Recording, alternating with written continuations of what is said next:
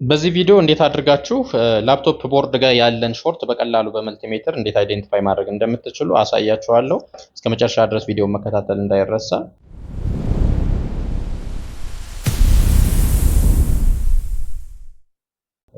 ቤተሰብ ያልሆናችሁ ሰብስክራይብ ያደርጋችሁ ቤተሰብ ነው። እንደውም ደግሞ ቪዲዮ ላይክ ያደርጋችሁ ጀምሩ ማለት ነው። ይሄ ለጠጋኞች እየተማራችሁም ላለ ወይም ደግሞ እየሞከራችሁም ላለ ለምትሰሩም የሚጠቅማችሁ ነው ማለት ነው። እያንዳንዱን ነገር እስከመጨረሻ ድረስ መከታተል እንዳትረሱ። ለምሳሌ አሁን ይሄ የምትመለከቱት የላፕቶፕ ቦርድ አለን። ሾርት ካለው ማይነሳ ከሆነ ለምሳሌ ላፕቶፕ በሾርት ምክንያት ማይነሳ ወይ ደግሞ ማይበራ ከሆነ ሾርቱን አይደንቲፋይ ማድረግ የት ጋር እንዳለ ትንሽ አስቸጋሪ ሊሆን ይችላል። ምናልባትም ውስብስብ ስለሆነ ኮምፕሌክስ ስለሆነ የት ጋር እንደሆነ የትኛው ጋር ሾርት እንዳለው መለየት በቀላሉ ልትቸገሩ ትችላላችሁ። ዛሬ ከምንለይባቸው አንዱን ቀላሉ መንገድ አሳያችኋለሁ።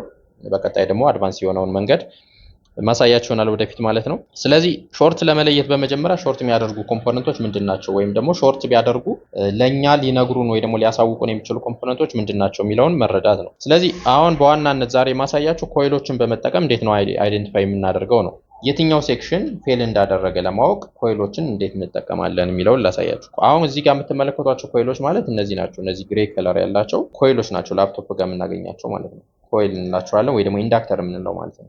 ኦልድ ሞዴሎች ጋር የጥቅል ሽቦ ራሱ የተጠቀለለው ልታገኙ ትችላላችሁ፣ በተለይ ዴስክቶፖች ጋር ማለት ነው። እነዚህ ጋር ግን በዚህ መንገድ ይመጣሉ። አሁን ይሄ ኮይል አለ ማለት ከዚህ በፊት ዲቴል ቪዲዮ ሰርችላችኋለሁ። አንድ ኮይል እዚህ ጋር አለ ማለት ይሄ አንድ ፓወር ሰፕላይ ነው፣ አውትፑት ነው ማለት ነው። ይሄ ልክ ፓወር ሰፕላዩ ስራውን ሰርቶ ጨርሶ የሚፈለግበትን ቮልቴጅ አውት የሚያደርገው በዚህኛው ነው ማለት ነው። ከዚህ በኋላ ወደ ሆነ ኮምፖነንት ወደ ሆነ ፓርት ወደ ሆነ ሴክሽን ነው የሚሄደው ማለት ነው። ይሄኛው አውትፑት ቻናል ነው ማለት ነው። እዚህ ጋርም የሆነ ኮይል አለ ማለት የሆነ አውትፑት ነው ማለት ነው። እዚህ ጋርም አውትፑት ነው፣ እዚህ ጋርም እንደዛው፣ እዚህ ጋርም እንደዛው ማለት ነው። ስለዚህ ላፕቶፕ ጋር ያሉ ሴክሽኖችን በሙሉ አንደርስታንድ ለማድረግ በቀላሉ ለመረዳት ይሄን ኮይል መከተል እንችላለን። ለምሳሌ ይሄኛው እንግዲህ አሁን ይሄ የራም ሴክሽን ነው። ያ ማለት ለራማችን ቮልቴጅ ሰፕላይ የሚያደርግልን ኮይል ነው። እዚህ ጋር የምትመለከቷቸው ቪኮር ነው ወይ ደግሞ ቪአርኤም ሴክሽን የምንላቸው ናቸው። ፕሮሰሰር ሰፕላይ ናቸው ማለት ነው። እዚህ ጋር በጀርባ ብትመጡ ደግሞ ሌሎችን ታገኛላችሁ። ላይክ አሁን እዚህ ጋር የ3.3 እና የ5 ቮልት ጎን ለጎን ታገኛላችሁ። ሌላ የባትሪ ኮይልም ይኖራል እዚህ ጋር። ስለዚህ እንደዚህ ያለን ሴክሽኖችን እንትላለን። አሁን እዚህ ጋር ሾርት ካለ በቀላሉ ለመረዳት መልቲሜትራችንን ላይክ እንደዚህ ወደ ኮንቲኒቲ ሞድ እናስገባዋለን። ኮንቲኒቲ ጋር እናደርገዋለን ማለት ነው። በመቀጠል ኮንቲኒቲ ጋር ካደረግን በኋላ አንድ ፕሮቡን የዚህ ጥቁርና ቀይ ያለው ጥቁሩን ግራውንድ እናስይዘዋለን ቦርዱ ጋር። ግራውንድ ማለት እንግዲህ እነዚህ የጎልድ ከለር ያላቸው የብሎን ማሰሪያ ቦታዎች ጠቅላላ ግራውንድ ናቸው ማለት ነው። ስለዚህ አንድ ግራውንድ እናስይዘዋለን። የትም ቦታ ሊሆን ይችላል። ይሄን አንድ ግራውንድ እንደዚህ ማስያዝ ነው። ከዛ በኋላ ኢዝሊ ቼክ ማድረግ ነው። ኮይሎች ጋር እየሄድን አሁን ለምሳሌ ይሄኛው ኮይል መጣለው።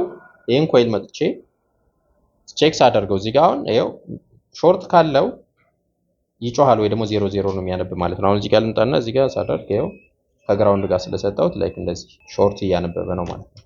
ላይክ አሁንም እዚህ ጋር ሾርት ቢኖር ኖሮ ምን ያደርጋል? እዚህ ጋር ይጮህልናል ማለት ነው። ይሄው እዚህ ጋር 0 ስለሆነ ይሄ ኖርማል ይሄ ሴክሽን ማለት ነው። አሁን እዚህ ጋር ሾርት ቢጮህ ይሄኛው ነው እየተበላሸ ማለት አይደለም። እዚህ ጋር አንደርስታንድ ማድረግ ያለባችሁ ነገር ይሄኛው ኮይል ስለጮኸ ይሄኛው ኮይል ፌል አድርጓል ወይ ደግሞ ሾርት አድርጓል ማለት አይደለም።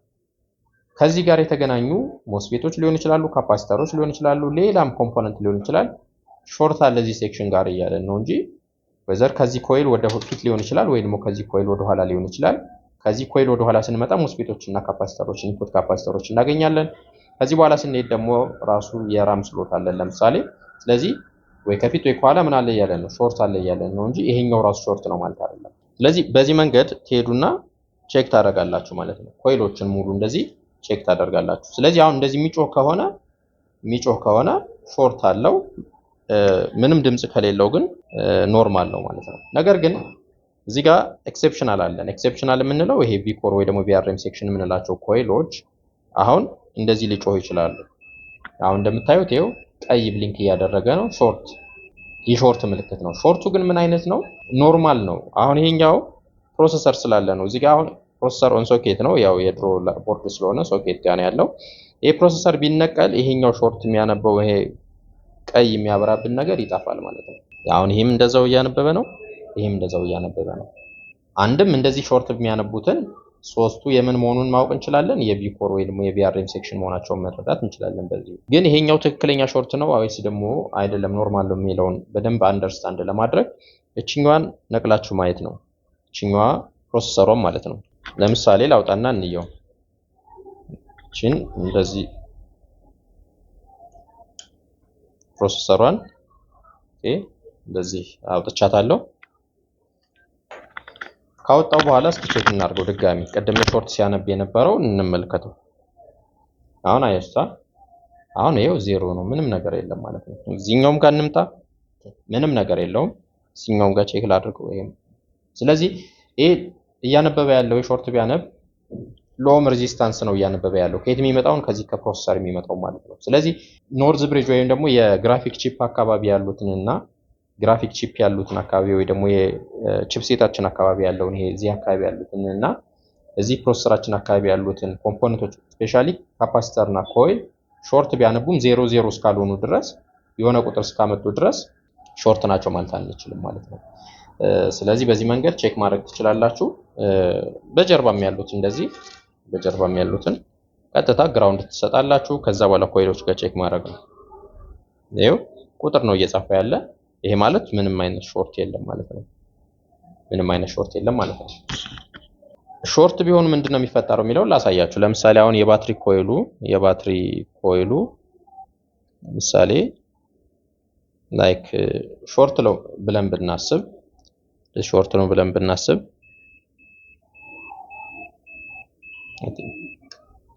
እንዲታያችሁ ወደዚህ ጠገል አድርገው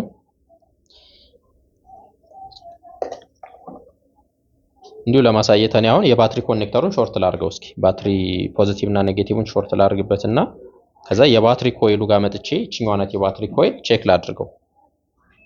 አያችሁታ? ይሄው ቀይ ብሊንክ እያደረገ ነው ማለት ነው። ይሄው ስለዚህ ይሄ ምንድነው የሚያሳየን? ይሄ ሾርት ሆነ ማለት ነው። አሁን ይሄን ብለቀው አይኖርም ማለት ነው።